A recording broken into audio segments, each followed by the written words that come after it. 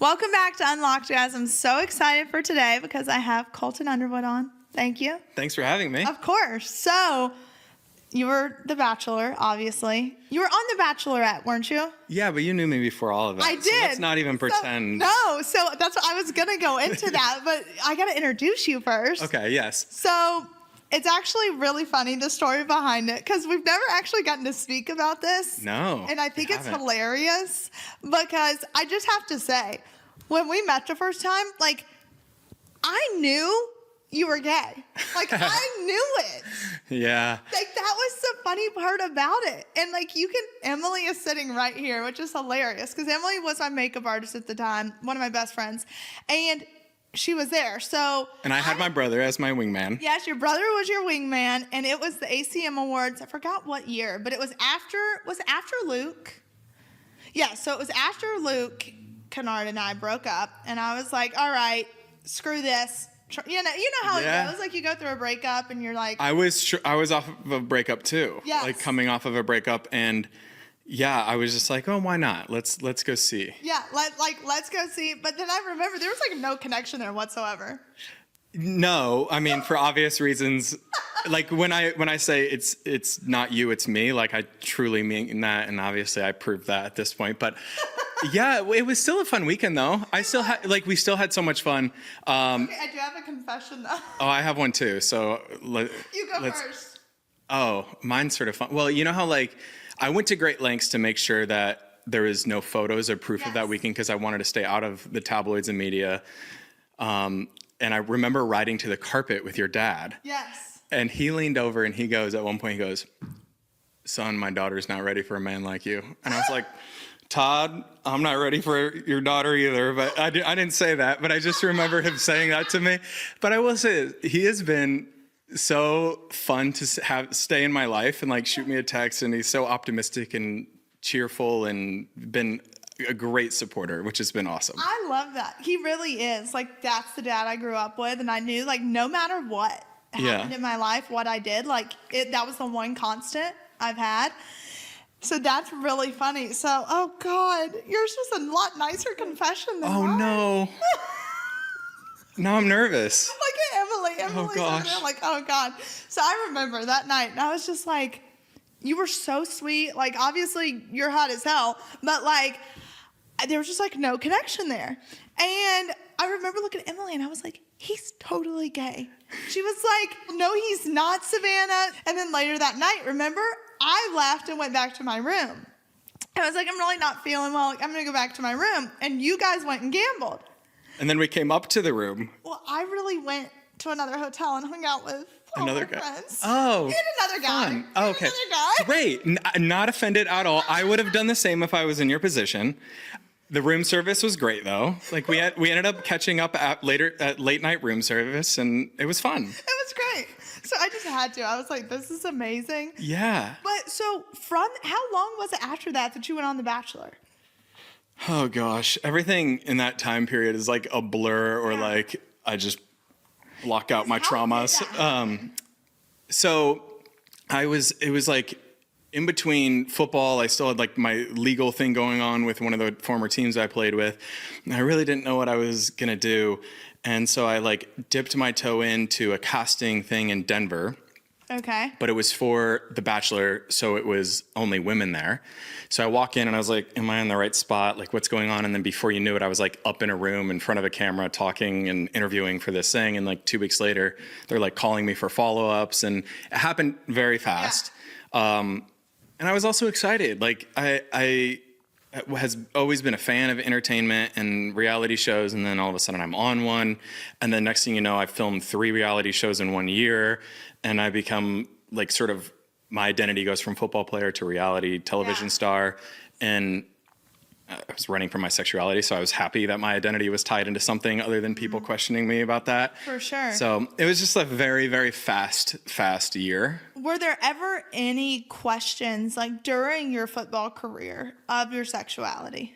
Oh, yes. I mean, not like, nothing that, like, was inappropriate or a relationship, but like there was a lot of moments that I'm like, why me? Yeah. Like why does this have to be my deck of cards or my cards that were dealt to me?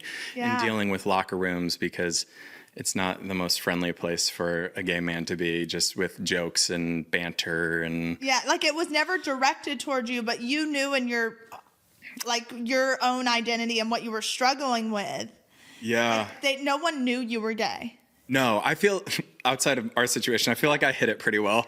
I mean, I think in the locker room I did a much better job. I'm not proud of it, because like that means laughing at jokes that were at my community's expense and like contributing and being a part of the problem instead of the answer. And I think that's why now I'm so dedicated in trying to right those wrongs. But yeah, I just really sort of hit it. And I think like a lot of people were confused when I came out of why I did what I did and why I dated so publicly. And it's like, I just truly believed the more that I dated women and the further that I got along with them, the straighter I would become. Like that's just sort of what I told myself, and I committed to it. And emotions were still very real. Like, you know, when I was in a relationship with a woman, I was in it. It was still like an emotional connection. So you did have the ability to feel that, but was it like when things became sexual that you were like, I'm not, or could you still like my gay best friends like, man, I've slept with more women than I have men. Like, I don't want to confuse the audience and like get people like, but I do believe there's a scale, and I'm not like, I identify as a gay man, but like there's that scale, right? Of like where, and I know people who are like obviously bi, it could be 50-50, you know, 60-40, like there's splits. Yeah. I don't want to give a number because I don't want that to be headlines over anything else, but like my number is not 100%. Yeah. Right? Okay, I get that. But so when you were doing The Bachelor, were you, I can't remember, were you on The Bachelorette and then became The Bachelor? Yeah, so I did Bachelorette, Bachelor in Paradise, and then Bachelor. So who was The Bachelorette your season? Becca. Okay, it was Becca, yes. And how far did you make it to that? It was towards the end, right? I was in the final four. I got sent home right before hometowns. Okay, was that a blessing? Well, yes. Now, I just like, I got wrapped into like, I love the entertainment aspect of the world. It's easy to get wrapped up. So I was like, oh, for sure, I'm making it to hometowns. They need my story. Like, they're leaning into my virginity really heavily. Like, they'll play this out. And then all of a sudden, I'm like, okay, what now? And they're like, you have to go to Paradise. And I was like, ugh. Oh. I couldn't think of like a worse situation. Yeah. And then you became The Bachelor. Now, was the you being a virgin, was that a real narrative, or was that a kind of cover for you and your sexuality? No, it was a real narrative that I actually honestly did not want out, because like then it started giving people, they were poking holes and asking questions that I didn't want to have to answer. Like, I think the general fan base and population of the Bachelor franchise was confused why I was a virgin, because like I gave sort of mixed answers, because I didn't like, I would be like, I'm a man of faith and I'm saving myself, but then I'm not saving myself, and the right woman hasn't come along yet, and like all these random excuses that were making sense to nobody, and I didn't want to have to keep talking about my virginity. But it was very much at that time, as you can tell, you hung out with me in Vegas, so you knew I was not making any moves. There was nothing happening. And there was also working with the right tools, guys. There was also a part of me that like did not, I think conscious-wise, did not want to go there with a woman when I was still questioning my sexuality. That's what I was going to ask. Was that kind of, it was taken, yes, you are obviously a Christian and that is your faith, but did you take it as like a way that protected you? Because by being a virgin, that's what it is. You just don't have sex before marriage, but really that protected you from having to really come to the realization or explain to people like, okay, I'm really into this and not that. Yeah. I mean, I will fully admit I hid behind my faith. And I think a lot of people hide behind 100%. Their faith, and they're hypocritical and judgmental and all these things that you're not supposed to be when you're a Christian. But I definitely hid behind my faith. Mm-hmm. And at times I truly believed praying to God, make me straighter was the answer, and it was it was going to work. And then all of a sudden I get cast to be on The Bachelorette, and I'm like, thank you for answering my prayers. Like, this is such a strong opportunity for me to become straight. And then all of a sudden I became The Bachelor, and I'm like, oh, that's really happening now. I'm really going to be straight I'm now. becoming straighter. Like, I can feel it. And it didn't And when did it finally hit you that like, holy shit, what am I doing? I really had in the pandemic a super spiral. Yeah. A really, really bad. I don't even want to call it a weekend or a week. It was a really bad stretch of 2 months that were really hard. I think the pandemic was hard on everyone, but especially you coming off of, because that season of The Bachelor, when did it air? In 2019. So that was right when the pandemic was starting. Yeah, well, it was towards the end, and I had a book coming out, and then like I remember like my book tour got canceled because of the pandemic, and then it just basically running from myself had to stop at the pandemic because then all of a sudden everything shut down. I wasn't filming any more TV shows. I couldn't go write another book. I couldn't throw my identity or like run to something else. I had to stop and sit with it, and it was so uncomfortable, and I was really fucking up like in a lot of areas in my life and making mistakes and lashing out and acting. I was truly going crazy. Self-destruction. I was truly going crazy. It was not a healthy situation for me.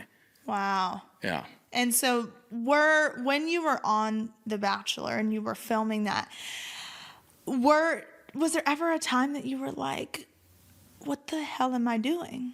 Of course, but like, how is The Bachelor, the lead of the franchise, supposed to say I'm questioning my sexuality to America? Like, that's not a popular thing to do.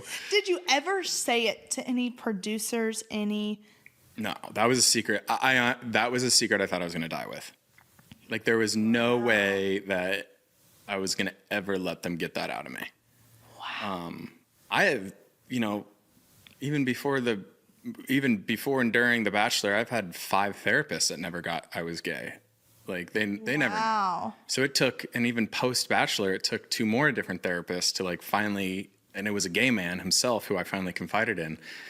But like it never happened. Like, and so when you were on The Bachelor and you had like these overnight dates, how was that? I got in trouble. Like it became a media thing last time I talked about one of them. But like I tried to be for detail. No, right. I tried to be respectful. I mean, as you can imagine, and you got a little glimpse into my world. They were not super comfortable. I was trying to really I was so torn. Like, do I, don't I? Am I being disrespectful to the women? Am I being disrespectful to myself? Should I give this a shot? Should I not?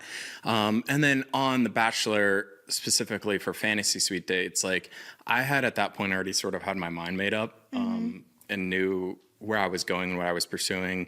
So it just felt disingenuous. And that was the hard part for me because I remember having to weigh, I want to make a good TV show. I want this to have good ratings. I want to do well for the ABC network. I want to really make this show something I'm proud of. Yeah. That was sort of my identity, right? Because it is a business thing. It is. And I think like that's why I ended up getting cast for it, because I said, I'm going to make a good TV show for you guys. Like, and like, I think they respected that versus somebody coming in and being like, I'm here for love. And it's like, no, like I'm here for business as well. Right. So I was like, let's do it. Let's work together. And here are my conditions, and it worked out. And I mean, it was challenging.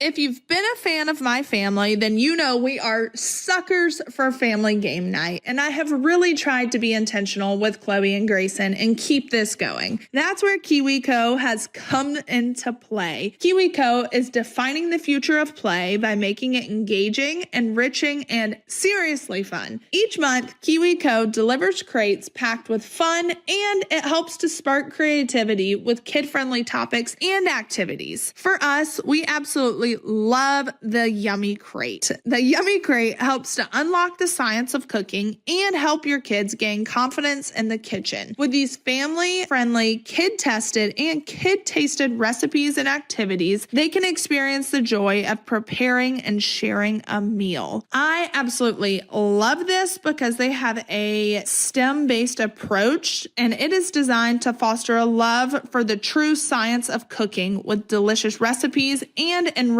activities. Learning has never tasted so good. So I hope that you guys jump on board with me on this journey, because I'm learning as a bonus parent, it can be hard to find creative ways to keep your children busy, challenged, and off their screens.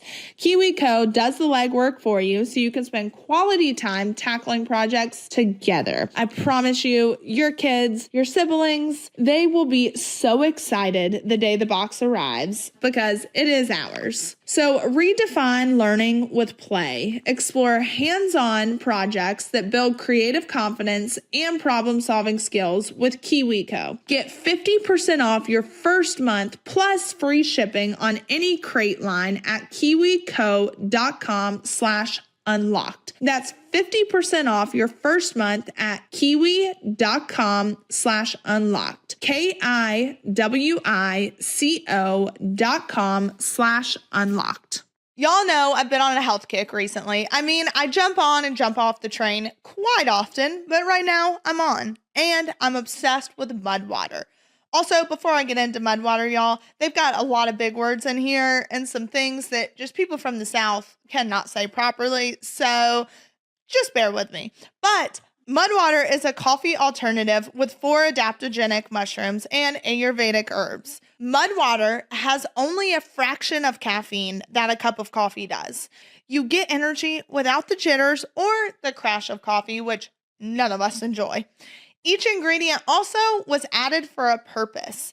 Cacao and chai for mood and a hint of caffeine, lion's mane to support focus, cordyceps to help support physical performance, chaga and reishi, y'all, and cinnamon for antioxidants. The taste is absolutely amazing. My favorite flavor is matcha because I get the focus and energy that I need in life right now because let's face it, life is hard and we all need a little help sometime. I personally like to drink mine with oat milk. It's just what works best for me. Mud is Whole30 approved, 100% USDA organic, non-GMO, gluten-free, vegan, and kosher certified. Mudwater donates monthly to the Berkeley Center for the Science of Psychedelics as Mudwater believes that the country is in a mental health epidemic and sees psychedelics as useful tools for individuals with depression, PTSD, anxiety, and other mental health experiences. So go to mudwater.com to support the show and use code UNLOCKED for 15% off. That's mud, MUDWTR.com/unlocked and use code UNLOCKED for 15% off. What would you say is, do you regret being the Bachelor? Oh, yeah. I mean, I could regret so many different things in my lives, but I would say as much back and forth and things that have been said about me talking about the franchise, like I'm super grateful to them. Yeah. Because it gave you a... I could either be closeted and married, or closeted and miserable and married possibly, or dead. I mean, those are unfortunately my two truths of what my life sort of was projected to go. And then the Bachelor franchise happened and I couldn't run from it anymore. And I sort of got lost and it was a challenging time and I was forced to confront a lot of demons that I was holding on to. Wow. So Yeah. you did struggle with... There had to have been a point where you were in such a deep depression. Oh, for sure. I mean, I had anxiety, paranoia, depression. I mean, you name a lot of different things going on, and I probably checked a lot of those boxes. And what was even harder is like I had to do a lot of that alone because I couldn't let anybody in. I think the first person that I told was my publicist because there was like this blackmail email and That's where I was going to go next. Was there a moment that you were forced into telling your story before you were ready? Yeah, I mean, there was an email that came to my foundation page, I remember, claiming that they had photos of me, alluding to the fact that I was gay, and I was not ready. I was actually towards the bottom of my spiral, like still using medications and I remember having to I called my publicist and I lied to him immediately. I was like, they're not me, but I don't know. I'm going to forward you the email. Take care of it. Like, that's truly what I said. And then things started happening. Media started picking some things up. I had to go back home and get help. And I remember like the moment I like went back, gave my dad my medications, moved back in with him. went and got checked into, see a therapist and a psychologist, and took care of myself. And even in those moments, I didn't come out. Even at the moments where people are questioning, why are you doing this? I still wasn't coming out to people. And then finally, my publicist called me back. I think it was like a month or two later after that, and just said, what's going on? And I just remember feeling, safe enough to just say, and he's like, you don't have to answer this, but I'm going to ask you a question. Are you gay? And I was like, yes. And for whatever reason, that was like the first time that I ever said it. Wow. So. And did you feel a sense of like weight just lifted off of you when you said yes? Oh, immediately. And then even when we hung up the phone, I texted him and I was like, please don't tell anybody. I was paranoid still. I was like, I don't know what to do. How does this work? There's no roadmap here. I don't, anything that was gay and around me and growing up or queer, I ran from. I didn't look in the direction. I didn't want to be educated on it. I didn't want to even be tempted to be gay. Wow. And that's the sad part, is because, so right before you came, Lance Bass was on. Mm-hmm. And so Lance was telling me about when he first came out as being gay. He was at in this city that was I guess a big gay community, and he was at a club and he was standing in line at the bathroom, and he said, and this guy was like, oh my God, you're Lance Bass. And he was like, yeah. And the guy was like, wait, I didn't know you were gay. And Lance was like, yeah, I am. And it was a reporter that he told it to. Mm-hmm. And then from that moment, tabloids started calling his publicist, and then he finally put it out on the cover of People that he was gay. Yeah. But it was before he was ever ready to come out. Yeah. And so when obviously these articles started coming out, what was the big moment that you were like, I'm gay, to the world? I think the biggest thing for me, how did you come out to everyone? Not that you ever should have to. Yeah, my situation was complicated for many reasons, but I was working with a production company on another TV project that was led by two gay men. Was that the Netflix special? Yeah, okay. They're the production company who ended up doing my Netflix show, but this was a completely different show that we were working on, and we were already filming some things, and the blackmail email came in. I approached them and said, hey, I'm not healthy. I'm taking some steps back. I'm going to go back in Colorado. So all of that's going on. They called me and they're like, hey, we have enough pieces of the puzzle to put together what's going on here. And we just want you to know we're here to support you. Mm. And if you ever want to revisit working together, I would love to revisit it with you. And I didn't think too much of it. I was primarily focused on getting healthy. Yeah. And I was back in Colorado, so I wasn't even in LA to meet with them. And then I had to come back out here for something. I ended up meeting with them. And then they basically were like, would you like to help people? And would you be comfortable documenting this? And at first I said, I didn't think it was right. I didn't know, I was not ready. And then time went by and it was sort of a yes thing. And then the more I spoke with the production company, I decided to come out on Good Morning America more public, because I just didn't want. I remember that. It was that morning on Good Morning America. And remember, Em, I think I sent you the link or something. And I was like, I literally sent it to her. I was like, told you so. Yeah. I know. You're right. I love you. It took a while to get there. But that's awesome, though. Did you feel that moment? You had to have been so nervous. By that time, coming from your football background, Christian background. Yeah. Because Christians, I say, can be the worst when it comes to a topic like this. Totally. I was excited for that. I think at that point I had already come out to my family. I'd already come out to my close friends.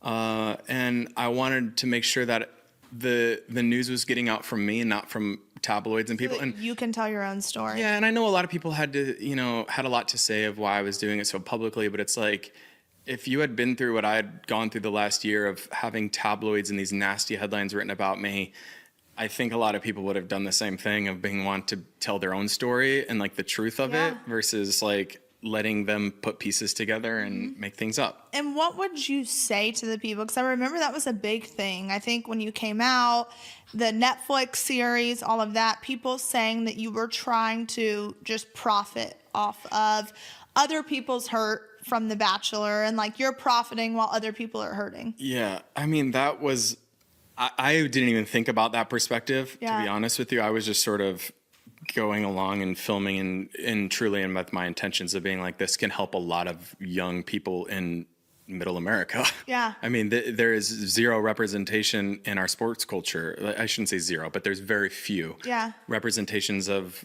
the queer community in sports and having that background. And I just thought that it was a thing that could help people. And I also I got to a point where I was humble and took a step back and said, okay, they have a point. I see what they mean. I haven't put any work in. I just sort of came out but I felt like I was like the new kid on playground that was like so excited to be there and nobody wanted to play with me. You know, I came out and I was like, finally I can be free. And then all of a sudden it's like all these queer publications were calling me garbage and didn't have nice things to say. And I'm just like, oh, this is not fun either. Like, what do I do? So. And why was that perspective? Was that their perspective because they thought you were trying to profit off of it, or? I think it was a mix. I get why people like don't understand me, or like they think I'm a walking contradiction. Yeah. Like I'm a living walking mess. I think that has to do with people pleasing though. Oh, for sure. Because you're such a people pleaser that you never want to hurt anyone. Totally. But in the process, you hurt everyone, including yourself, because you're not staying true and authentic to truly what makes you happy.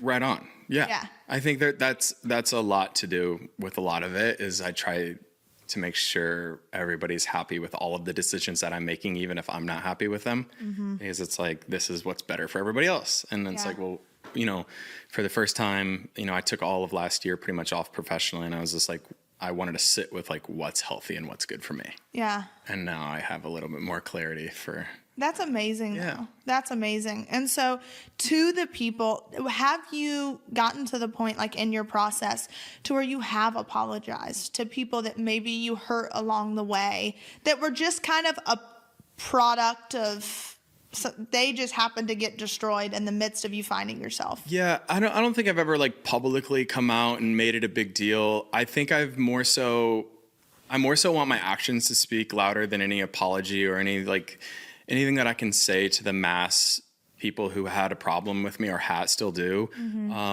You know, I'm getting down to like the root of why I made the mistakes that I made and why I went down the path that I went. And I'm trying to give back to mental health reform in DC and protect college athletes and create a safe space. I really view myself as a bridge to the conservative community.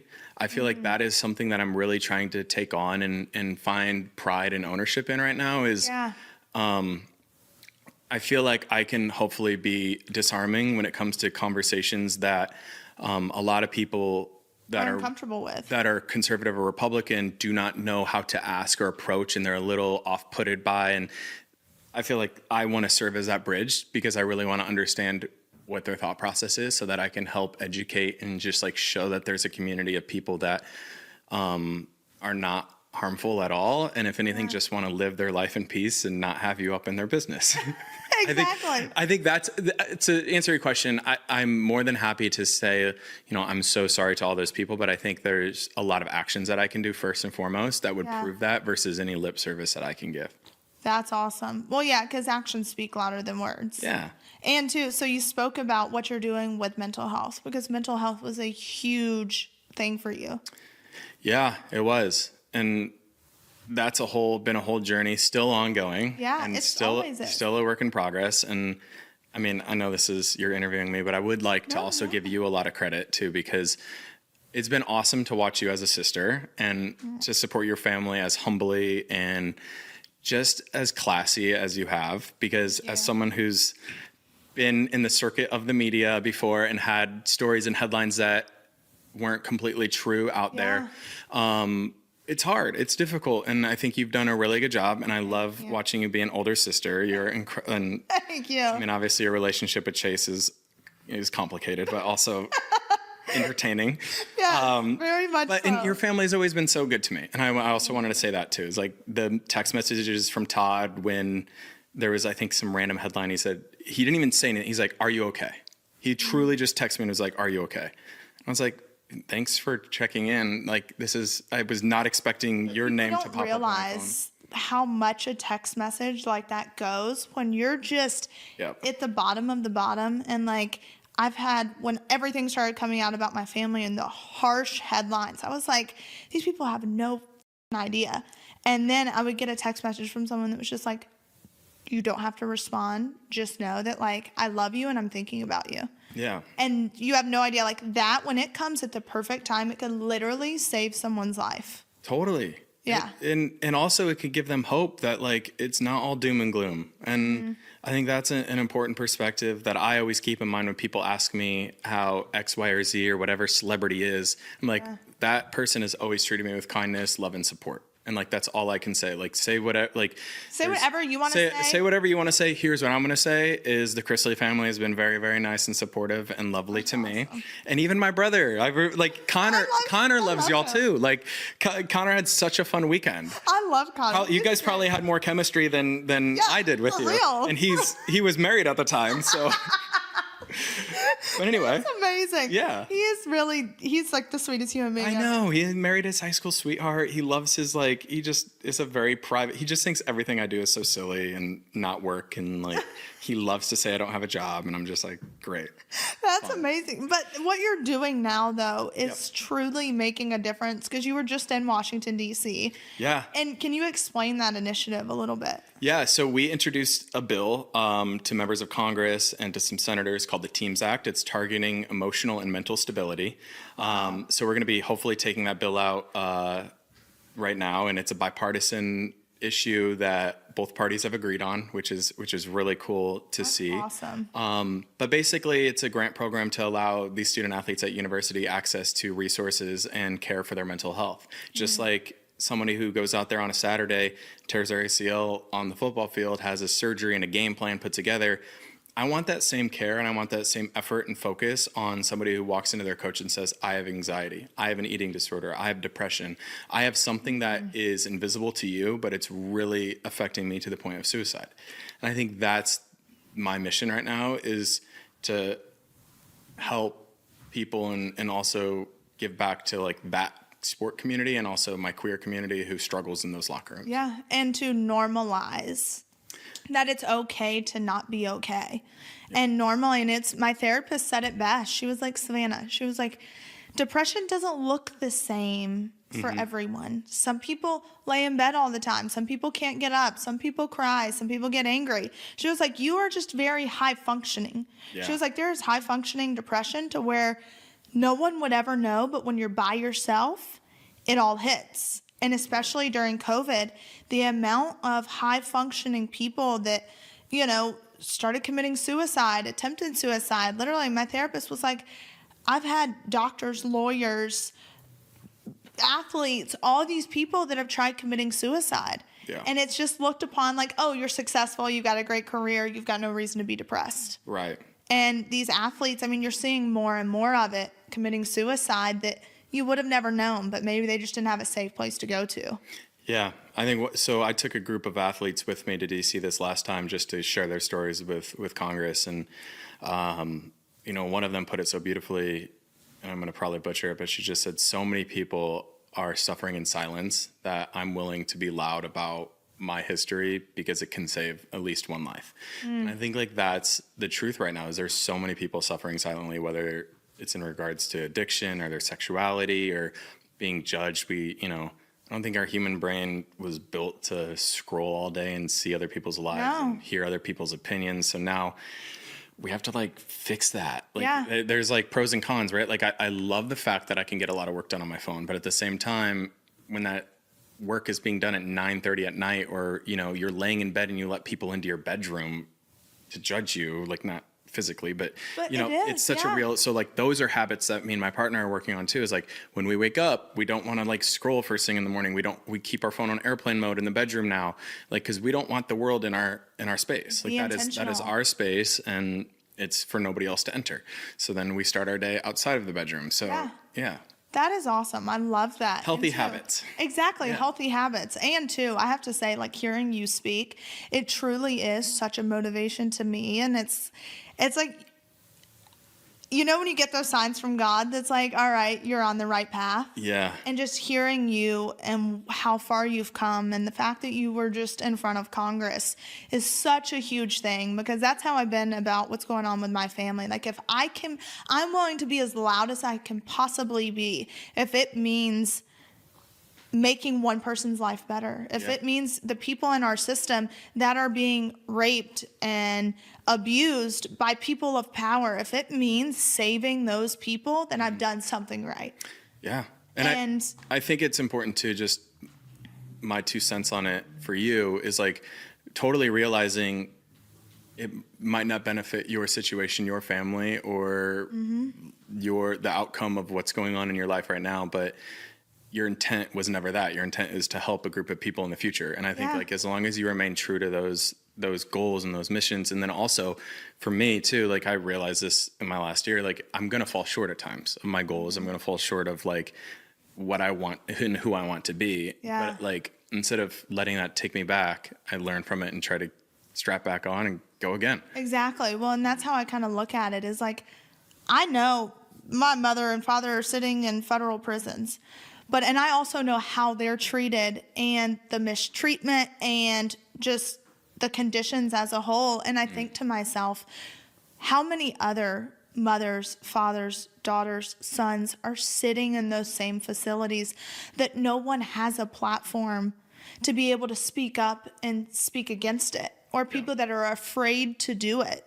And for me, I'm like, you know what? Regardless of whether this changes my parents' situation or not, if I can save another child from feeling how I've been made to feel, then it's all worth it. Well, good for you. And you're doing it with such leadership. And like I said before, it's been really, if there's any silver lining, it's watching you be the best sister you can be and best family member you can be to your family. Because you're really like, I feel like since watching you on TV and then also like getting to know your family, like you guys are glue. Oh, we are. You're all up in each other's business, whether it's good or bad. Yes. So like it should be no different in this case. And like it's fun and exciting and motivating also for me to watch you fight like hell for your family, because I think that is a really important thing for people out there to see. Yeah, like fight for the people you love. Doesn't matter what it looks like. Doesn't matter the people on the outside that are like, oh, maybe you shouldn't do this for business. Screw you. Right. When it comes to my family, like I don't care how it affects my business. I don't care, because I stand by what's right. Yep. And that's really where I'm at, is like I don't put all political things aside. Stand by what's right. Totally. And you can have a clean conscience. Yeah.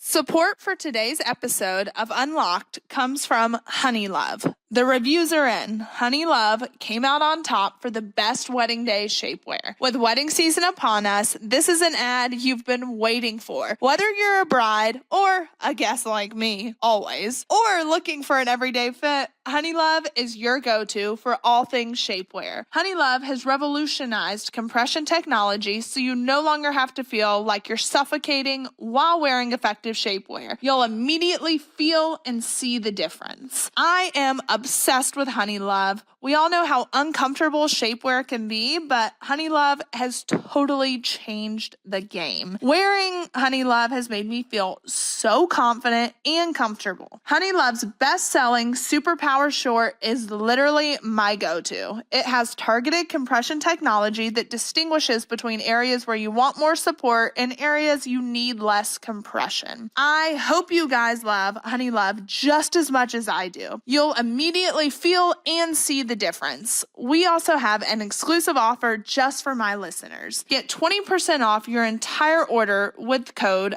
UNLOCKED20 at honeylove.com. Support our show and check them out at honeylove.com and use code UNLOCKED20.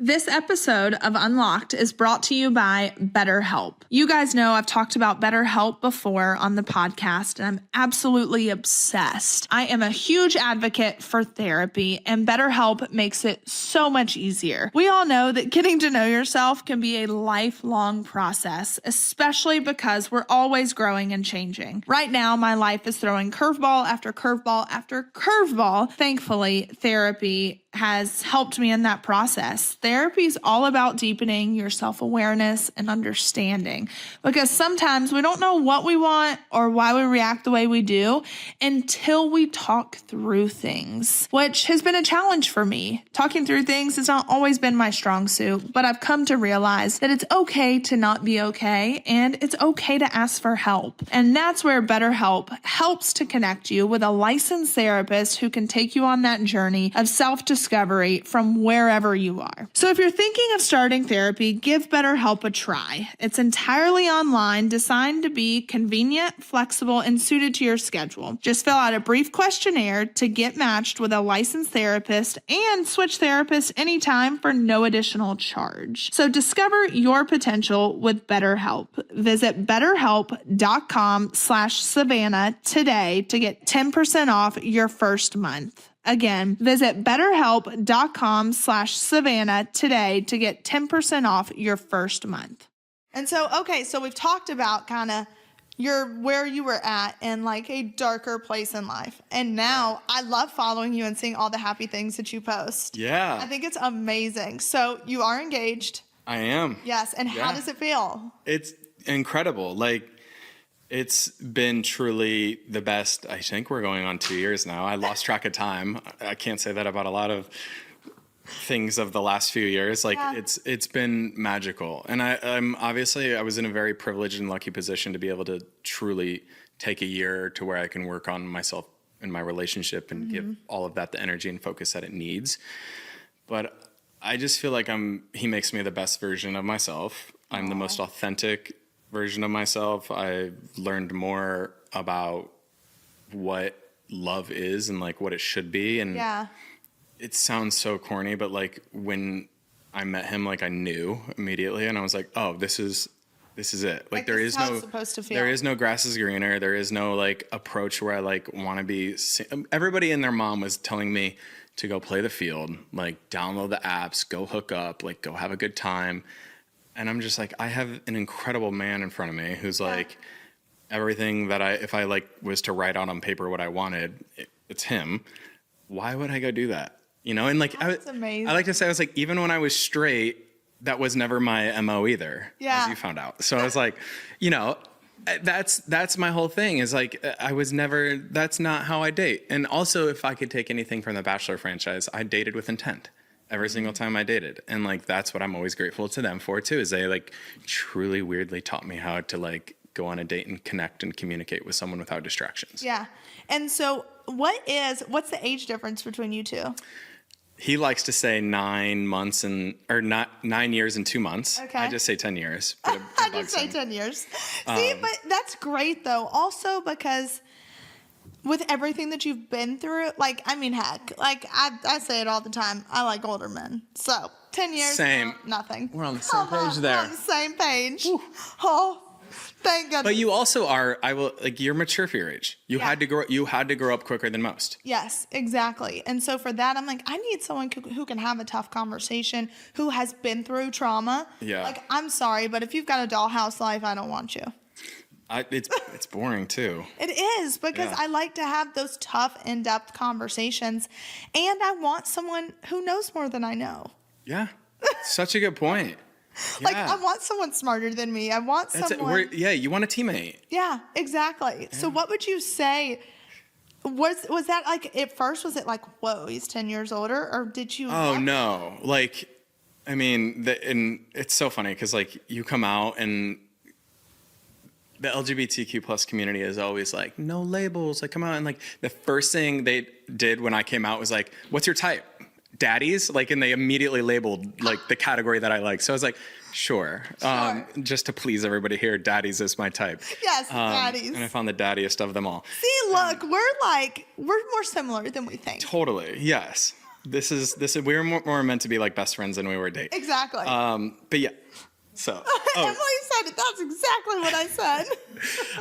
But yeah, it's a really good match, and I feel like I'm an old soul, so like we connect on like a deeper level. See, and that's the thing. I'm like, when you have that emotional connection, there's nothing in the world that can top that. Totally. Nothing. Like, and for me, I don't know if it's because like all the trauma in my life, but I have to be emotionally connected to you to be physically connected to you. Yeah. Like it does, you could be the hottest person in the world, but if something emotionally is not clicking, I can't get there with you. Can't fake it. No. I know that with you. You can't fake it. Can I ask what your status is right now?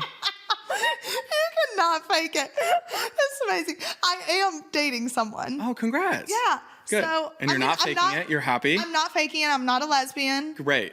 Okay. I'm, no bones about it. No shade if you were. No, hey, sometimes I thought maybe it would be easier, but. Yeah. I mean, I can vouch it's way easier being gay. I love it. Okay. And Who what happened knows? either way. Who knows? No. Well, I'm happy for you. Good. Yeah. So, it's just right now, like, I got 2 kids tagging along with me. So. Yeah. Take your time. Be patient. And it's not public then, right? No, not really, but. Keep it to yourself. That's what we did until we got outed. See, don't you think though, like, okay, let me ask you that. When it comes to, like, part of me, that's what I struggle with is, like, for the next relationship, I'm like, I want to keep it as private as possible until literally, like, I get engaged. And then here you go. Yeah. And I would say that is the healthiest and best thing you can do, but also be prepared for the noise that my problem, before I finish that thought, my problem with reality TV is when I came out and people gave me their opinions is like, they're like, this comes with the territory of being a reality star. I was like, I didn't sign up to be harassed or bullied or like 2 years after the show that I did. Like, I get it that it worked in that moment, but like, this isn't cute now. So that's where I stand with it. But I will say, like, what makes Jordan the best partner for me is he's very, very good at communicating to me and being like, hey, let's keep this for ourselves. Like, let's set these boundaries when it comes to our relationship. Let's talk about X, Y, and you can talk about you have your career. I have mine. I don't want to be in your world. If you want to be in mine, great. Like, come back and we'll figure out how to work together on some things. But like, I just do not feel comfortable being in the public. And I was like, great. That's actually really, really healthy for me right now and still is. And I think that that's sort of the attitude that I'm going to be taking. But my advice to you is like, just keep some moments for yourself. For sure, because I think that's the hard part is, and you do get wrapped up in this world of like, because you listen to people who it's are like. It's validation. You want people to like the person that you're dating because then it validates to you that you like are in the right relationship. Exactly. And too, you kind of fall into that. Well, you're on reality TV. This is your life. You owe it to us all. Right. So then you're like, okay, crap, maybe they're right. Maybe I do owe it to them. But now I'm to the point where I'm like, okay, letting the world in just ruins everything because maybe if they hit on something you're insecure about and people love to build people up just to tear them down. Correct. So that's kind of, I'm like, you know what? Maybe I just shocked the shit out of people and like, I'm just married one day and I'm like, here you go. Do it. Yes. That is the attitude you need to have is like, fuck everyone here. I'm going to go like date for whatever. I got engaged after like 7 months. Okay. So so when that happened, were you like, did you know what was happening? Oh, no. I haven't really talked to much about the engagement. But I had no clue. We had conversations very, very early on that like, I was like, this is it. Like, this is sort of a no-brainer. Like, our connection is insane. Yeah. I'm like, I want to spend the rest of my life with you. And, I think he also had some hesitations where he was like, I don't know if he's quite ready yet. But like, also I was telling him like, yes, I am. And he trusted me. And then he proposed and it was a magical, incredible moment. I love that. His heart was beating. It was intense and was great. It felt so right. I love that. Yeah. Okay. So obviously you are getting married, all those things. Have you spoken about kids? We have. Okay. Yeah. And what are your viewpoints on that? Well, I would say this. The main 3 things that held me back from coming out were my sports, my sports, my faith, and me wanting to be a dad. Those were like the 3 concerns that I had of coming out. So I've really educated myself, and there's not a ton of information out there for same-sex couples to have access to for fertility. But we've definitely discussed it, and we're coming up with it. And it's something that I would be willing to discuss openly to the public. Like that, I would let those people into my life of that journey, just because there's so limited access and knowledge out there for same-sex couples and how it works. And oh gosh, it was crazy. Lance was literally walking me through the process and was like, Savannah, like you literally get a book like all about someone and like everyone from like their great grandparents, and he was like, it's the craziest, most amazing thing ever. Yeah, it's also really intense. Yeah. And nobody wants to talk about that either. And I get why. You know, you're choosing for us men, you're choosing from 20 to 26, like, because that's the healthy prime egg donation women. Don't I know. I'm sorry. That's what the doctor says. I don't believe that. I don't believe that. No, it is though. That's why, like, I'm like, but when they told us that, I was like, wait, we have to choose our biological DNA based off of a 21, 22, 23-year-old resume? Like, they're in college. Yeah, it's crazy though, but that's so true. Like, I'm literally about to get my eggs frozen because I'm like, I would rather have like 25-year-old eggs than 30-year-old eggs. Like, that's literally what a doctor told me. They're like, by the time you're 30, your fertility decreases by half. They're so nonchalant about it too. Really? They just talk like statistics and numbers, and you're just like, and this is a human being and a baby that I want to have. Like, what? Yes, exactly. Yeah. So you both are on the same page of wanting kids. Oh, for sure. Yeah. I love that. I think he's gonna be an incredible dad. That is awesome. And I have faith in myself too. You're gonna be freaking awesome. I want to be like a fun dad. I want to be able to. You want to be like the fun, young, hot dad. Yeah, a DILF. Yes, exactly. Yeah. Hey, we all love a good DILF. Yeah, I want to be a DILF. Just saying. That is awesome though. Yeah. It's so cool though to see, like, you are a completely different person Yeah. now than you were when I first met you.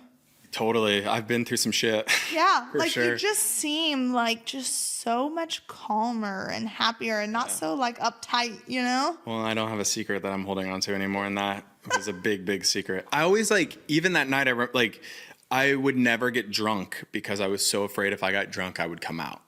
So like there were so many compartments that I had to like That is compartmentalize my life. so true. Because I didn't want to get wasted and then go back up to the room, and then you're just like, so what's the deal? And I'm like nonchalant, be like, I'm gay, like not that would ever happen, but I feared that it would. Oh my gosh, no, okay. I mean, with you two, we'd get to just be like girl chat. And yeah, we're, like, literally. hanging there. Okay, Colton. I've got to try to find this video because it actually like popped up on my Snapchat not long ago and I saved it. And it's a video of you and I from that night. And the best part now, looking at it, we're both like strutting down the hallway and I'm like, how did we not know he was gay then?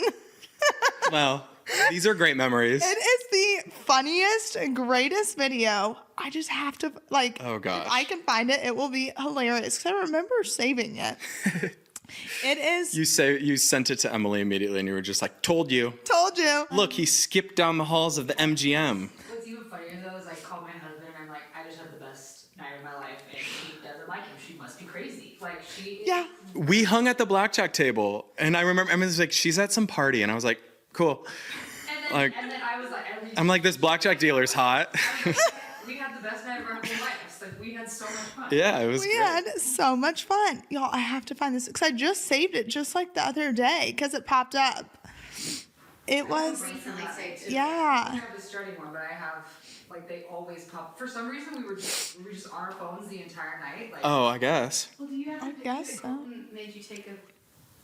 No, remember Emily took a picture of him that night. Yes. Yes.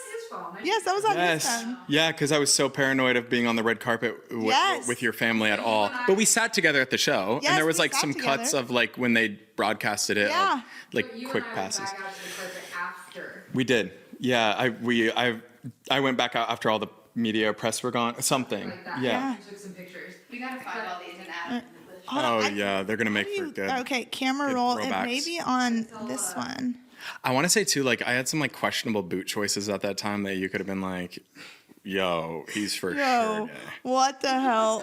He's for sure. Yeah, I it was- love you. I was really leaning into like just exploring all my fashion choices. Okay, I'm gonna find this video and we're gonna put it in because it's hilarious. We're both like strutting wait. down the hall. Yeah, because what, it was a Florida Georgia Line concert? No, it was like everybody. It was everyone. It was everybody. It was the CMA Awards, so there was like ACM Awards. No, the ACM Awards, but then we went to the party the night before or after. Yes. Encore at the Beach Club. Yes, at the Beach Club. From that. Like, Yes. just singing And too, let me just tell you, it was real awkward because there was also a country music artist that was real big time back then that I was also talking to. Oh. So we're like, there is I'm sorry. concert. I'm sorry. I messed that one up for you. Hey, it's Because you know how like crazy that's this right. world. You really didn't. Because Chris Lane, we ran into Chris Lane too. Yes. And now he's dating a bachelor. I was like, it's like full circle. Our whole know. world is so incestual. It is. Well, they're married now and have like 2 kids. Yeah. Yeah. They seem super happy. I know. It's Yeah. like she never talks about her bachelor experience ever. A lot of people don't. Yeah. You know, But it's also, just. I have respect for people because I will say it pisses me off to see these people go on these dating shows and like get the same amount of followers that I've worked for 10 years for in a matter of like 5 minutes. Yeah. I'm like, you didn't even have to work for that shit. I know. So it's like, be grateful It's- for a platform that got you that. Totally. It's definitely a hand but don't bite the hand that feeds you. But at the Yes. same time, I will say, I'll combat you just there. Is like there is a lot of a lot of the leads. There's a lot of things that like just are hard to deal with. Yeah. It's hard to process. You do not have the support like coming off of the show, and maybe this will be my next thing after athletes. Like I think there should be a writer attached to every unscripted TV agreement for a year's worth of therapy because. Yes. A lot of these reality TV stars, these production companies, these networks, these streamers come in and fuck your life up, and sometimes fuck your life up in the best way. Yep. But then they just sort of throw you to the wolves and are like, learn, go hire a publicist, go hire a manager, you sign to an agency. And also you're dealing with people coming at you on social media, being in the headlines, having paparazzi outside of your house when something goes wrong in your life. And there's like, you're not supposed to pick up the phone and call an executive producer. They don't have the best interest in for you. You Trust have me, to. that's the last thing they want to deal with. I had a crazy stalker situation. When I tell you crazy, like he had a rap sheet a mile long, had abused women, like it was bad. And he had raped someone, but he was out of prison. It was really interesting. And he's like writing me letters front and back, then gets out and starts texting me, calling me. He's coming to get me, all these things. And I'm like, if it wasn't for the show, I wouldn't have this. Like, Right. you guys need to have security until we figure out what the heck's going on with that. But the moment it starts costing them money, they don't want to help you. Right. And it's Right. like, you are benefiting from me. You're making money off of me. So at least help me in my mental health. Totally. You have to take care. You're not gonna, and that's what I said. I was like, I said that to somebody in the show. I don't know who it was. I was like, you're not going to have a show in a few years if nobody is there, because they're battling depression, anxiety, and they keep having this tension with your company. So I don't know. Yeah, I think that's a great thing though to bring into it, because mental health, as you know, is a real thing. I struggle with it having the world coming at you is so difficult, and these shows should be like, production companies, networks should be held accountable. Yeah, I mean, I don't remember exactly the dollar figure, but I was like, they don't pay the leads a whole ton. I think it's public information by this time, but like the networks make a lot of money off of those shows. Oh yeah, you make a couple Millions. $100,000 and they're making millions of dollars. Yes. And then it's just, on to the next. And then they sort of get butthurt if you go with another network or you're on doing another project that's not incorporated with them. And it's like, I don't know. I just think it's healthier that we went our separate ways. I think, that's life and that's business, right? Not all relationships are meant to last. And, I was not the first, will not be the last. There's going to be more people thrown into that machine and spit out. And I wish them all the best. And I want them to all get good therapists. I love that. Yeah. Okay, so the one question I want to end on that I love asking people is, what do you want to be remembered for? Oh, gosh. I think I want to be remembered for something that hasn't yet happened in my life. I just want something, I feel like there's still more that I can give, more experiences that I can go through. I feel like something about me being a father and a good dad and hopefully raising good human beings into this world should be my legacy more than any like memes or awards or TV shows or contracts. I just want to put good human beings on this earth because I think we need more of them. I love that. And see, and that's how you know you're supposed to be a dad. Yeah. With that being your response. Yeah. I can't wait. I love that. Well, thank you. If I can get pregnant right now, I would get pregnant. Like I want to be pregnant right now. I could see it. I know. But it can't happen. Those women who carry for us gay men are saints. Yes. And incredible. And I cannot say thank you enough to all of the surrogates out there. That's amazing. I love that. Well, thank you for taking the time to do that. Thanks for having me on. And this was lovely. I'm so happy we got to like. Do you have room for another gay bestie? I do. I've got room for him. Awesome. Come on. Love it. Hello and welcome. I'm Patrick Custer and so excited to be joining with you here live in person with Savannah Chrisley. Thank you. I'm like on the other side of it now. I know. I think that both stories are so powerful and impactful. I cannot wait to hear yours. Thank what we're going to you. talk about today. Thank you. I'm excited. I will say I'm a little nervous though, because I'm normally not on this side. I normally get to have a little bit of a wall up. You know, what is that saying? If it doesn't challenge you, it won't change you. Mm-hmm. And hopefully, you know, all of our experiences that we're seeking through life are pushing us to grow. 100%. Yeah. So I know I mentioned this to you before, but I just wanted to say that before I interview someone who has any sort of platform and been visible publicly, I either read their book or listen to all their podcast episodes. And I went through yours twice. Wow. And I don't think I've ever done that with anyone's before, but it was really good. And I really enjoyed it. And thank you. So, yeah. You are an angel. Well, thank thanks. you. It's been an exciting journey because I'm kind of reintroducing myself and I'm able to be more authentic and really figure out who I am while allowing other people in on the journey. So it's been kind of fun. It's beautiful. It's a beautiful process and one that I want to kind of unravel as we talk more about your life story. For sure. Yeah. So my first question is about you sharing so much about your personal life in the podcast. Yes. For the first time.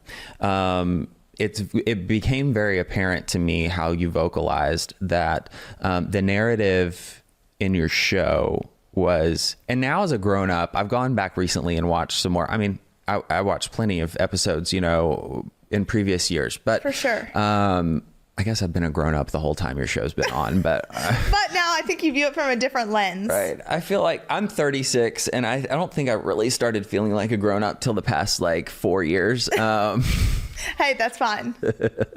So, but you know, going back now and watching some of the episodes, it's easy for me to watch and say, okay, that's not reality. This is all fun and games. Yeah. It's all positive. It really was. And it got kind of, that was just our role. Mm-hmm. It really was, in a way, an acting gig that like we knew we had to show up. We had to be funny. And that's what we did. Did you know from the beginning that that was the narrative? That No. What did you think was, because when y'all started, reality TV was new. Yes, it was new. I would say, you know, the Kardashians definitely paved the way for all reality shows. But when we started, that's how it was pitched to us, was that it would be a reality show.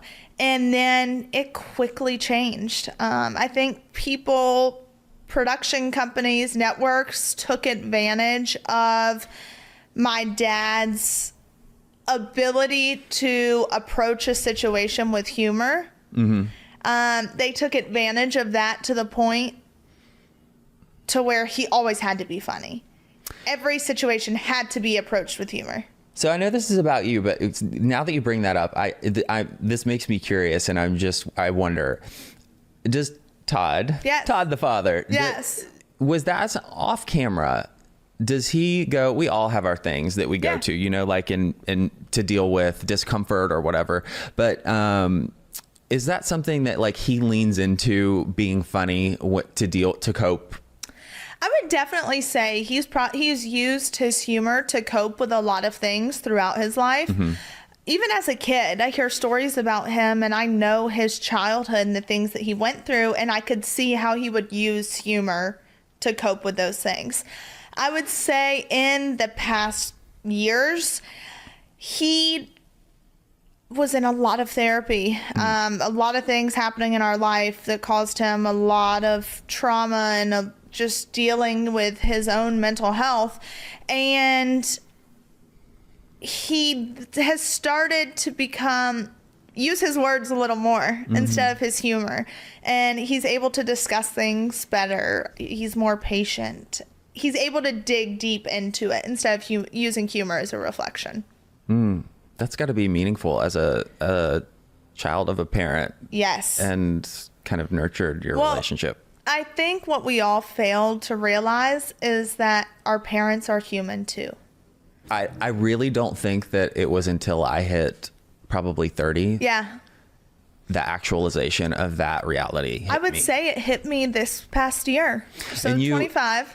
Huge life circumstances, I think, tend to push you past a normal, Exactly. And clearly you've been going through a lot. Yeah. Lately, and I think it finally, it made me realize, okay, my parents aren't superhumans. They're not superheroes. They're human beings. And they go through stuff like the rest of us do. They can't fix everything. They can't. And that was a big point for me. And I think it really broke my heart because I was like, oh my, what? They can't fix everything? Yeah.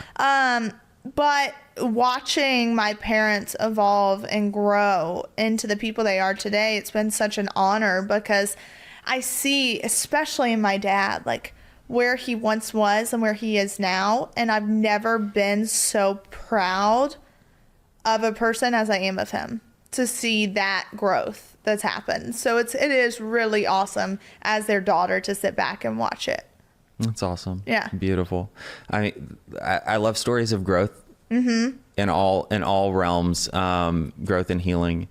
As we talk about this Savannah and your reality, yes, right, from the show, and then unlocked Savannah and finding and identifying and kind of reconciling that authentic version of yourself. I'm curious, when the show, how old were you when you started filming? I was almost 16. Okay. So somewhat, 10 years ago. Yeah. But that was also a very pivotal point, Yeah. I feel like, in a kid's life is your teenage years. And especially kind of growing up the way that I grew up and how everything was this picture perfect image. And I had an older brother who struggled with mental illness, addiction, all of those things. And then I was on TV at 16 and I was being told what I needed to look like, what I needed to do. I was given this character in a way of what I needed to be, and then I fell into it, and then it was like it was like there was two of me. There was someone I wanted to be, and then there was someone that I was being forced to be.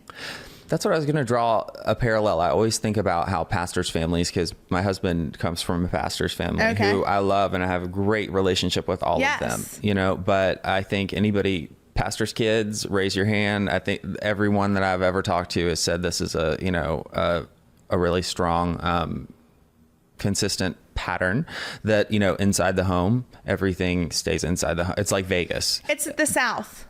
It is. It really is the South. And that's what I was going to ask you is that, do you think your fans can relate to that in a way, not necessarily from the celebrity perspective, but that the layering of... For sure. Which reality are we living in? Yes, without a doubt, because we want people to see what we want them to see. Especially in the South, I feel like it's just a known thing. You keep your dirty laundry inside, you don't take it outside the house. No one else is to know about it. No one else is to know about your issues. And there's a saying I love, and it's comparison is the thief of all joy. But I also look at it now too as an adult, and I'm like, pride is also the thief of all joy. Because having a level of pride of not wanting anyone to think you're anything other than perfect creates this standard of you can't screw up, you can't make a mistake. Everything has to be perfect. And especially me as a kid, and just through trauma that I've gone through in my life, and people obviously listen, and I'm not asking people to feel bad for me for both my parents being incarcerated. It's not what I'm saying. There's other trauma I've gone through in my life, just that I've chosen to not publicly speak on. But because of that trauma, my trauma response was like hyper perfection and performance. I wanted to perform in order to gain attention, and I wanted to be the absolute best. When it came to me and my brother, it was always a competition. Like, I want to be better in school. I don't want to get in trouble. I want to have better grades. I want to get first place in all my horse shows. When I would see my parents get excited over those things, I would be like, all right, it just reinforced that narrative in your head. Exactly. That like, all right, you perform. And it was something I brought on myself. As an adult, I look at it and I'm like, I really brought that on myself, but I also feel like that was me running from a lot of things, because the more I could focus, the less I had to focus on my own trauma and my own feelings and figuring them out. You know, what I would say to that is I feel like that, yes, I agree, but also because I hear I have to take full ownership and it's all my fault in that. Yeah. And I think the truth is, in growing up, we figure out how to survive. And if for survival for you meant doing everything perfectly and getting the reinforcement socially and from your family, then why wouldn't you do things that way? Yeah. And I think too, part of having a sibling that struggles with mental illness and addiction, a lot of you saw, okay, so all of these negative behaviors are garnering so much attention. And I saw so much time being stolen from me and my other siblings because it was all focused on this one person. And it was like, hey, I'm over here. I'm doing everything. You know, as a child, my mindset was, I'm doing everything perfect. Look at me over here. But instead, it was kind of a double-edged sword, because you would get attention when you did really well, but then it got to a point to where, okay, well, that's just expected of you, because that I know you're capable of that. And then you saw the person that was doing all these negative things getting all this attention, and you're like, what? But what about me? It's a contradiction. Yes, it very much throws you a curveball for sure. As a youngster, it does. And I think my dad and I are very codependent. It's just what it is. We've both done tons of therapy in it. Has it been, because I mean, like, I know you've talked about that, like, through the show and things like that, but has it been that way for you pretty much your whole life? It has. And you've asked my siblings that, my mom, everyone will say it. I think my dad understood parts of me that no one else had the capabilities of understanding. And it's not to say, oh, I love my dad more than my mom. Everyone just has different relationships. Yeah. And my dad was able to, in a way, like, figure out how I felt before I could. And we say it's kind of like, even now, it's like, all right, I can feel when you're sad. I can feel when something's not right with you. I can feel when you're having a bad day. Like, it's just the relationship that he and I have. So he was able to just understand me when no one else could. So he helped me work through a lot of the issues that I was having. And I mean, I'd say it to everyone. I'm like, I don't know if I would be here today if it wasn't for him, because he literally saved me in every single aspect. That's so beautiful, because I feel like even though a lot of females talk about how, you know, I'm daddy's girl and what have you, whether you're a son or a daughter or you name it, not everybody is fortunate enough to say that one of my primary caregivers was able to connect with me on a level that you just described in my darkest times, in my most fearful times. And I think that's really beautiful. It does. It really, I mean, it gives me chills when I think about it, just because I know people that have not been blessed with those relationships. So I do not take it lightly at all. Yeah. So skipping back just a second to talking about the, a theme of perfectionism in your life. I feel like getting to know you from afar, as I have recently, and understanding more about you, that you've probably reached this milestone of, and correct me if I'm wrong, but just learning that mistakes can be one of the best teachers. Without a doubt. That's exactly where I'm at right now in life. I can feel that through your energy and how you talk. That's why I just went ahead and assumed that was the case, and didn't really ask the question. So can you think back and describe what point in life, was there a specific point where you made a mistake or a series of mistakes that changed this for you to where you were like, oh, I can do things differently. This narrative doesn't have to be the one that's rewritten for me over and over and over. I think that was when my ex-fiance and I called off the engagement, and it was a very, like everything in my life, I feel like is very, like non-traditional in certain aspects, because we called off the engagement and then we continued dating for 3 years after. Oh, wow. Yeah. So like that, normally you're like, how did that work? But we called off the engagement, and I just knew that something wasn't right within me. We had our issues, and it was like two broken people trying to create one person that's not broken. Yep. So bring in like all the broken pieces together and like, all right, maybe since we're both broken, we can make this work. And I just remember being at a point in my life to where I was like, I cannot hold the level of shame that I hold anymore. I have to forgive myself for things that never really were mine to take on to begin with. And I was like, I've got to talk to someone. I have to. And I grew up therapy wasn't something you did. You talk to the people that love you because they know you best, and they can help you more than anyone else can. Even my grandmother now, she's 78 years old. Love her to death. But she's from that era to where you don't believe in therapists. You don't believe in medication. You don't believe. Yep. It's where she is. And I have to try to tell her, hey, I love you, but that viewpoint is ignorant. And that viewpoint is telling me or telling other people that something is wrong with them because they may need additional help. Oh, right. And so I got to a point where I was just like, you know what? I've got to cut loose from everyone. I also realized the codependency that my dad and I had. And I lived a life of such perfection, of not wanting to disappoint. And I had to cut loose of that in order to figure out who I was and what I had to offer.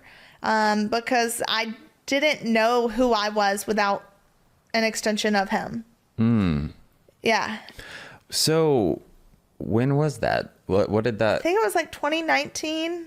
So is that the time when you and your brother broke off and moved to LA, or? Well, see, that was also a whole other, like I said, it was like a very somewhat scripted, needed a change of things. But during that time, I mean, when he and I went to LA, we filmed Growing Up Chrisley.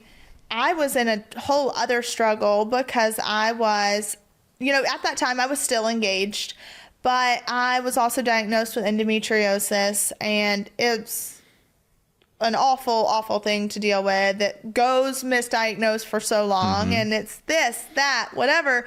And then it ends up, I have surgery and they end up diagnosing exactly what it was. And I remember being like, I feel like I'm going crazy. Like, I had gained 40 pounds. I was like as heavy as I've ever been.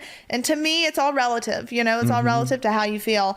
And I was getting up at 4 a.m. I was working out like hardcore. I went where all the professional athletes go, and I would eat as clean as I've ever eaten, and still nothing would happen. And I was like, what the hell is wrong? And then I had the public saying, oh, looks like you ate yourself. Looks like you ate one too many cheeseburgers. Looks like you gotten a little too happy. I have all of that being thrown at me.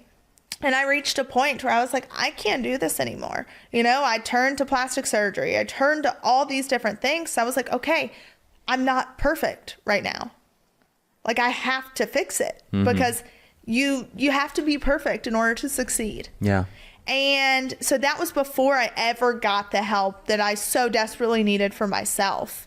And so I dealt with body image issues. and then my fiance and I. Oh, you too? Yeah, right? Something in common. Yeah. And then, I finally went to an intensive therapy program and threw it all up in the air and was like, I can't do this anymore. And I left there feeling, it's so crazy. Like, you think you're going to go and like you come home and, oh, everything's going to be fixed. Everything's going to be easy. But you also have to realize that you just left an intensive therapy program. Not everyone in your life just left. That's right. So you can't expect change out of them like you're feeling within yourself. And a lot of times you leave angrier than when you came because you realize all these different emotions that maybe you've been hiding for so long. And I had to work through those things. So I had to go to people in my life and be like, hey, these are issues that I have with you that I didn't even realize that I have.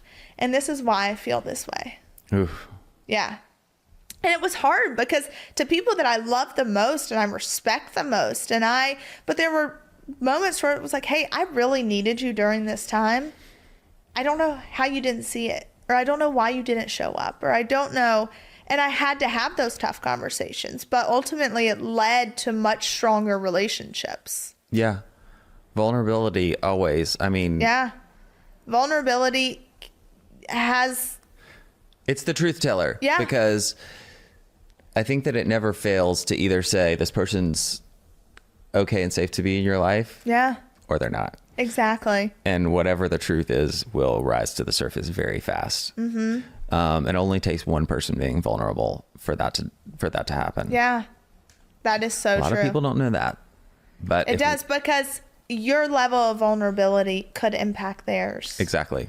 And if they're not willing to rise, then that's your sign. Yeah. How was it received when you went to the different people and talked to them and brought up, you know what I mean, and navigated those questions with them? That's the thing. Or those conversations. Yeah. I think, my dad and I, that was what helped though with my dad and I is he had been in therapy. So he was working on himself. Was he the first in your family to go? In your immediate family unit? No, I would say I was. Okay. I think I was the first, but we kind of were on within the same time frame we had started going to therapy. And I came back about how I felt and the codependency and things, just even emotions I've placed on myself or expectations I've placed on myself that he never really placed on me. Yeah. I did it myself for various reasons. And then there were expectations that were placed on us that maybe weren't placed on the boys or weren't. It's just how it goes. Like I said, our parents aren't superhuman. They do the best they know how to do at that time. And I came to my dad about, I remember getting this sheet about codependency, and it was like, oh, check, check, check, check, going down this checklist.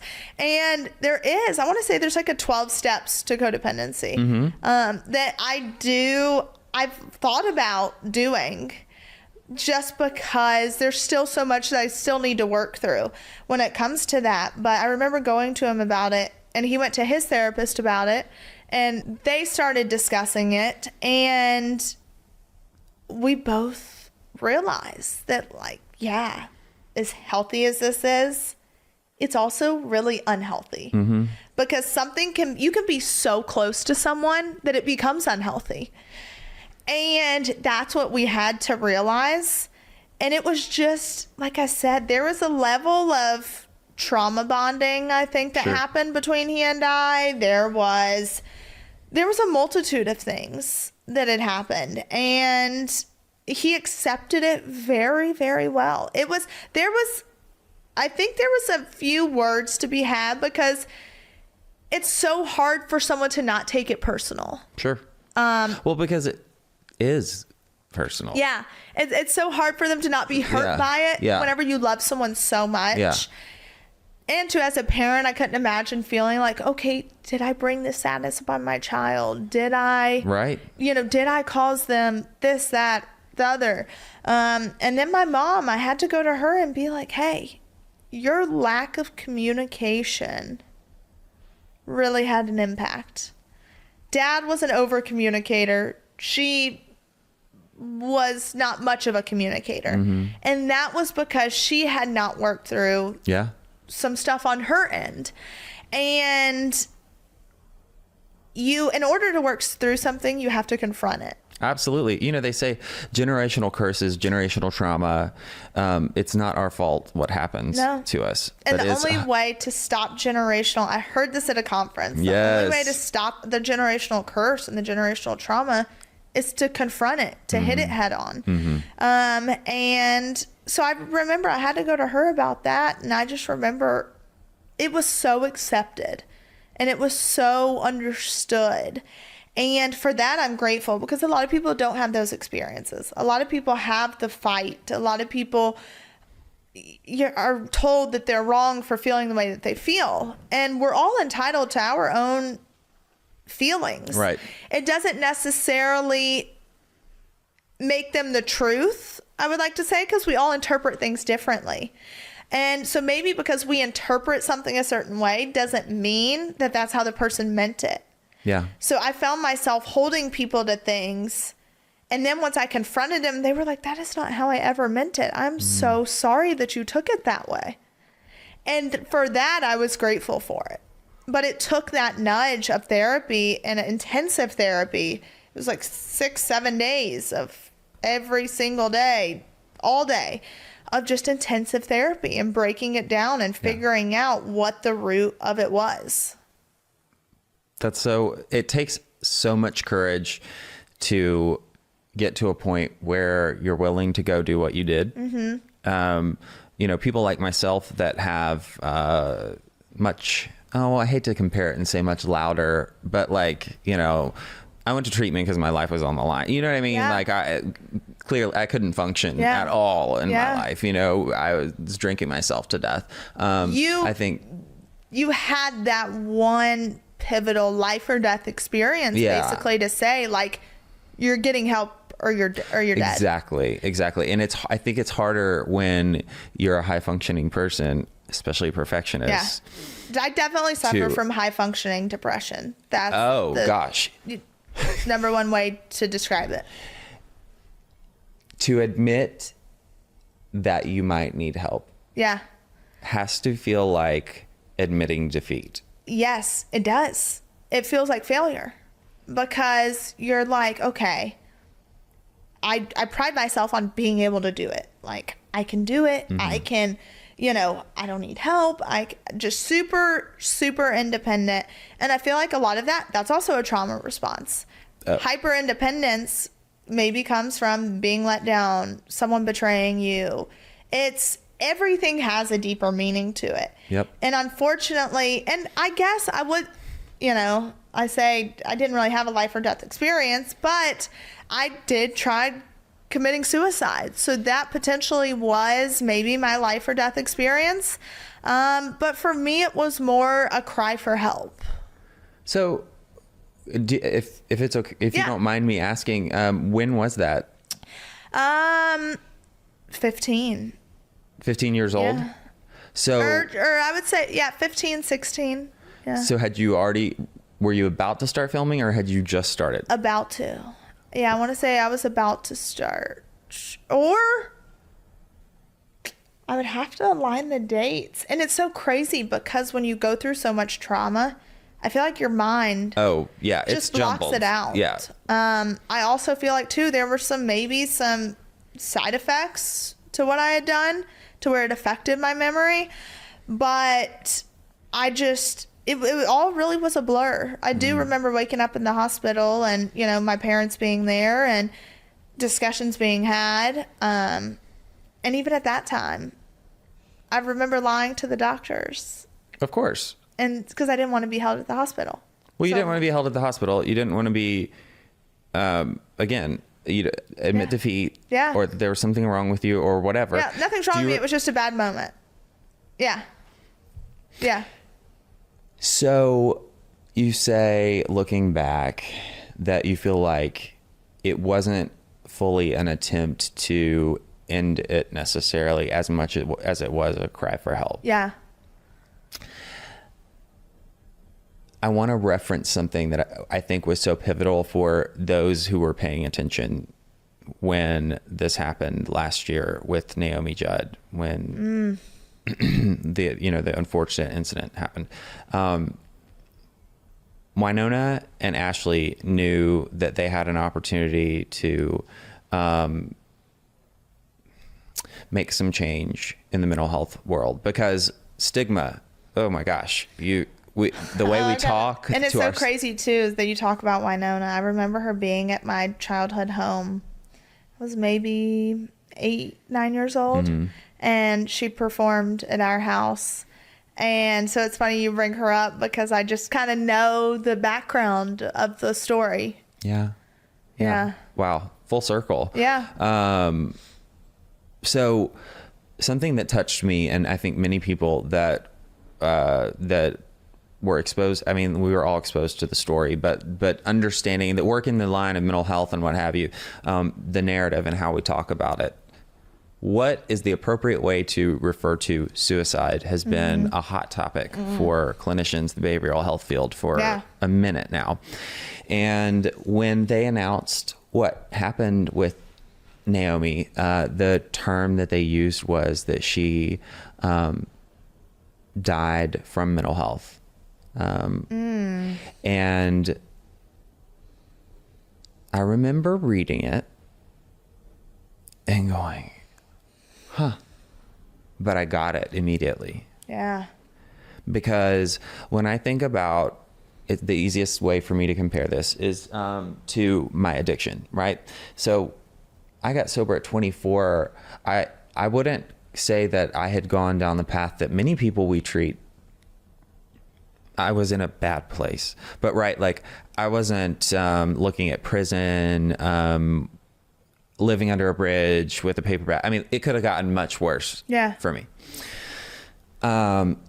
Addiction's a spectrum. I think that any mental health disorder is a spectrum. And it's how far you go with it. Yeah. And the end result is death. The end result of not being able to resolve what's going on and tormenting your brain, whether it's trauma or a chemical imbalance. Yeah. Inevitably leads you to a place. Right. And that kind of was me, of not feeling like I felt like, kind of like I was damned if I do, damned if I don't.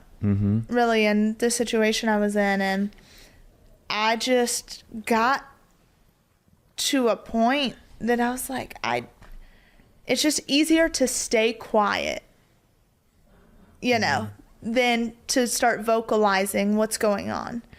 And just within my own head, just how I was internalizing things. And from that point forward, you know, my parents, I mean, when I tell you, stepped up, like, my dad spent countless hours with me every day, just trying to get me to talk, trying to get me, telling me his life stories, his trauma, trying to let me know, like, hey, I'm not this perfect person you've always thought I am. I'm not, you know, I've gone through stuff in my life too. I've had trauma. Like, I want you to feel comfortable in talking to me about it. And it took me a while. Well, and what I hear you saying is that he was desperately trying to find any way, shape, or form to make you feel less alone. And if there's anything that we've learned over the recent decades, is that the antidote to addiction and mental health struggles is, at the end of the day, yes, there may be either a chemical imbalance or trauma or whatever, but the end all be all antidote is connection and togetherness. Yes. If I'm suffering, but you're here with me and saying, I see you and in your pain and your suffering, I'm suffering 50% less. Yeah. That is so true. And so I just, the way that you described that is just, it's beautiful. That your dad, that they stepped in the way that they did during that time. Mm-hmm. But then it was also hard coming off of that straight into reality television in front of the world and having even more thrown at you. Mm-hmm. And I just kind of remember masking over. Mm-hmm. Like, I was fine. That was just like a hiccup. I'm fine. I'm not crazy. I'm not, that's like how I talk to myself. And then, I moved out on my own at 17, got into my again, I started competing in pageants. You got to be perfect. I didn't win the first one. I didn't place. I was like, all right, I'm too fat. I'm too this. I'm too that. Yeah. And just started working out insanely too much, twice a day, then walking 6 miles on a treadmill before I go to bed, eating once a day. Very, very unhealthy. And when you start doing that to your body, it affects your mental state as well. Oh, absolutely. 100%. And so there were so many different things that I was running from. And then I get engaged, call off my engagement. I was like, okay, I've got a good 10 years worth of trauma built up that I've continued to mask over. Look, I'm fine. It's kind of like you had said in my podcast about, a family member of yours with drinking. It stopped for 6 months and then it just all comes back because you proved hey, I'm fine for this 6 months. Yep. And that's kind of how I did. It was I would work so hard so I didn't have to focus on anything. And then finally it would hit. And it was okay, enough is enough. And I had to get to the point where I was okay, it's okay to ask for help. It's okay to say I'm not okay. And even with all my parents' legal issues, when the conviction came down, or when the sentencing happened, I had been very depressed. And I remember going to my doctor and he prescribed me depression medicine. And I went to the pharmacy. I handed it to the pharmacist and, dropped it off. Then when I went and picked it up, it was a different person. And I told them my name, date of birth. And she looked down at the medication. And then she just looked up at me it gave me this shocked look on her face. And I will never forget the feeling because I was already in such a dark place about having to turn to medication. Yes. Because in my mind and person, I can fix it all. That's weakness. Yeah, that's weakness. Yeah. And it's not by any means, but that's just how my mind interpreted it. And seeing that reaction, I was like, wow, there's so much further for us to get to as a society. Again, like you said, I feel like there's situational depression. I feel like there's depression as a whole. Oh, sure. There's different kinds of ways that depression maybe comes across. And I just remember sitting there looking at this medication. I was like, okay, am I suicidal? No. Am I really struggling? Yes. Do I want to take this medicine? No. Do I want to be dependent on something? No. But I also had to take a look at myself in the mirror and say, am I doing everything I can possibly do to live a healthier life? And the answer was no. I was drinking. I was eating poorly. I was no longer working out. I was not motivated. I wasn't doing anything to live a healthier life. Wow. So I said to myself, you know what? I'm going to keep this medication. I'm going to put it in my medicine cabinet and it's there. If I need it, it's there. But I got to make a change in my life. And I have to get back to working out because working out, when I can do it in a healthy manner, I see such a big difference within myself. And I was like, you know what? I'm going to start working out with my personal trainer again. I have to do it. And luckily, a trainer I used from California had just moved to town and is such an awesome human being. His name's Gunnar Peterson. He's just phenomenal. And I started back working out with him, and I slowly felt myself having more motivation and feeling a little brighter. And I started going on walks, and I truly started taking time for myself. Mm-hmm. And I was like, okay, maybe I don't need this. And again, it's not to say that some people don't need it, because they do. But I also could look at my life and say, I'm not doing anything to better it. So I think that you hit the nail on the head. And every physician I've talked to, I talked to a lot of doctors, a lot of clinicians, and most I truly believe would tell you, before I write you this prescription, I want you to truly ask yourself, am I doing all of these things that are scientifically proven to mitigate anxiety and depression? Yeah. And some people aren't physically able to exercise or whatever, that might be their story. But if you are, right? Yeah. All the things that you are what you asked yourself, I think is one of the most valuable questions an individual can ask themselves when faced with that pivotal moment of things aren't good.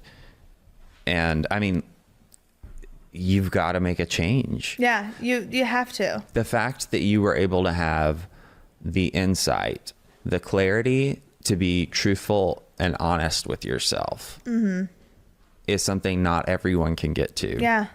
For sure.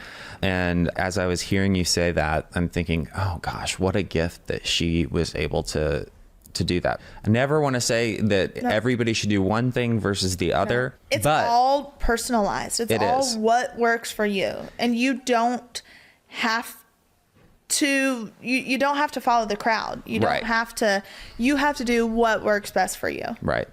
And again, putting a drug in your body is something that shouldn't be shameful when the doctor prescribes it. Exactly. But being able to ask yourself, if I'm doing either in addition to or even before I try, a medication, is there something that's been proven, known to help alleviate this malady that I've been avoiding? Yeah. And I mean, that's huge. Yeah. Absolutely huge. So what would you say to somebody, and it's hard, I know with your life has been so atypical. Yeah. Yeah, very non-traditional. Yeah. There are parts to every story that I think that we can all identify with. 100%. And so to that individual who might identify with any single part of your story today who's struggling, what encouragement would you like to leave with them? Yeah. I think first and foremost, it's okay to not be okay. That was the one thing I had to realize was it's okay. Something's not wrong with you because you're having a bad day or because you're feeling down or because you're struggling with your own trauma. Like, it's okay to not be okay. And, when it comes to my body image issues, I had a therapist once tell me, hey, pick out your favorite picture of you as a kid. And I picked it out. And I was like the most joyful, like hair all over my head, biggest tomboy in the world. And it made me so happy to see myself that way. And they were like, all right, put it on your mirror. Now go to say, look at that little girl and say the most hurtful things that you say to yourself on a day-to-day basis. And it literally made me want to cry because I was like, I can't do that. And they were like, exactly. Because you're saying that. You're saying that to you now, but what about that little girl? You're still that little girl. And I had to realize that, wow, why would I have more grace for her than I do myself now? Yeah. And I had to do that. And I think for me, self-awareness has become a really big thing. And being able to look at myself in a mirror and ask myself the tough questions and allow other people to challenge me and not get defensive when they do. That, I would say, is the biggest thing, especially with my dad and our relationship. I've had to allow him to challenge me. And that's where a lot of my growth has come from. That's awesome. Yeah. So I think at the end of the day, it's okay to not be okay. It's okay to ask for help. Heck yes. It's okay to ask the tough questions. And it's okay to take medication. Yep. And it's okay to not take it. Yep. It's whatever works best for you. That's right. I would just say, ask yourself, am I doing everything in my power to live the healthiest life I can possibly live? Amen. Okay, I have 2 questions. Hopefully you can get through them pretty quick. 3 of your happiest memories from your life that you can think of. Oh my gosh, 3 of my happiest memories from my life. Definitely as a kid, riding horses. Horse shows. Horses were my therapy. I say we didn't believe in therapy in the South, like back when I was growing up. And so horses were my therapy. It's where I kind of got it all out and I felt like I could breathe. Well, now it's a thing. Equine therapy is totally, now it's a thing. Yeah. But I felt like I could, for the first time, like actually breathe fully when I was doing it.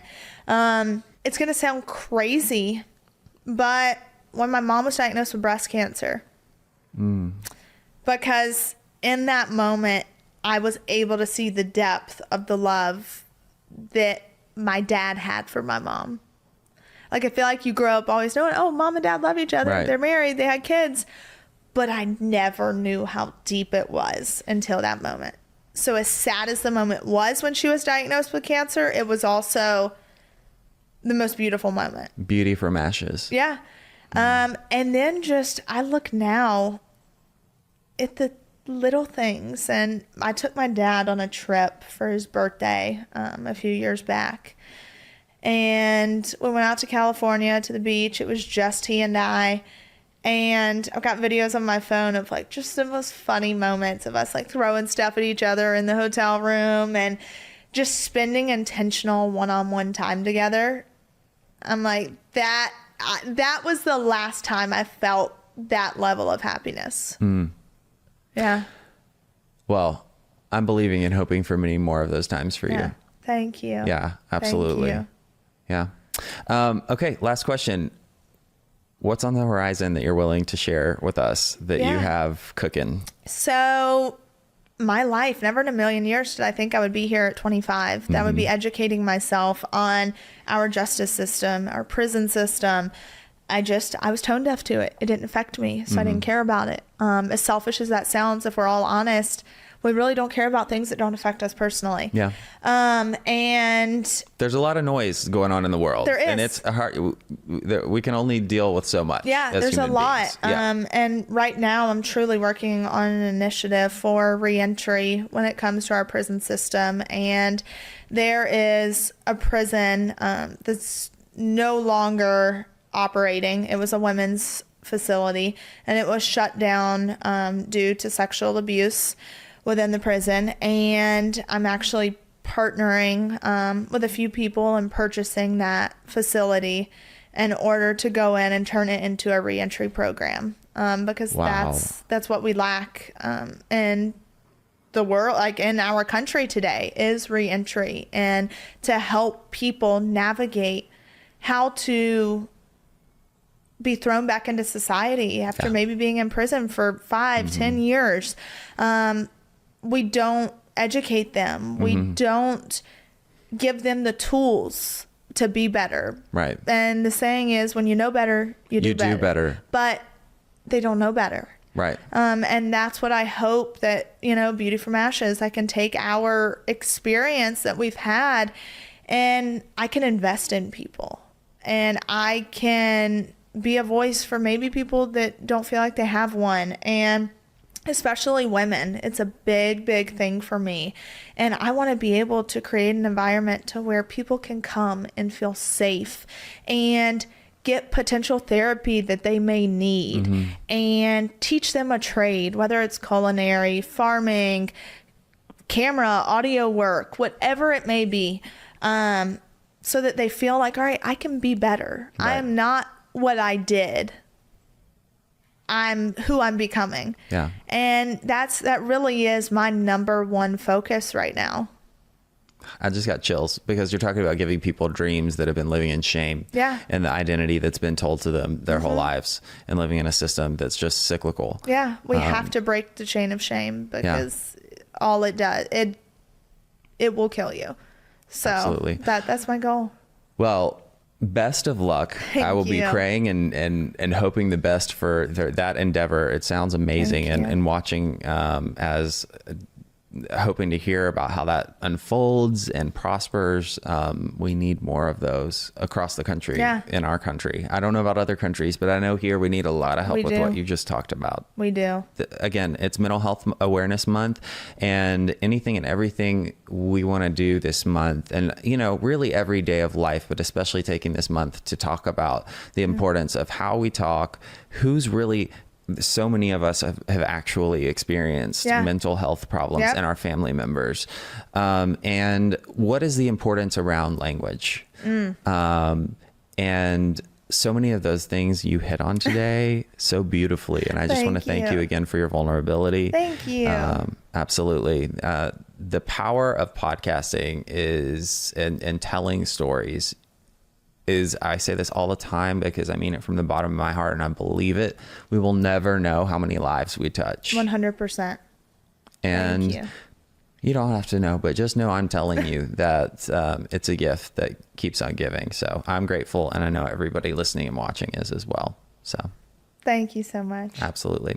And with that, I'll close how we always do and remind each of you that it's never too late to start loving yourself, and you are only one decision away from a completely different life. If you need any help or want to just seek out what might be right for you, there's a list of resources in the show notes. Please check them out. I encourage you to take one step at a time. Thanks.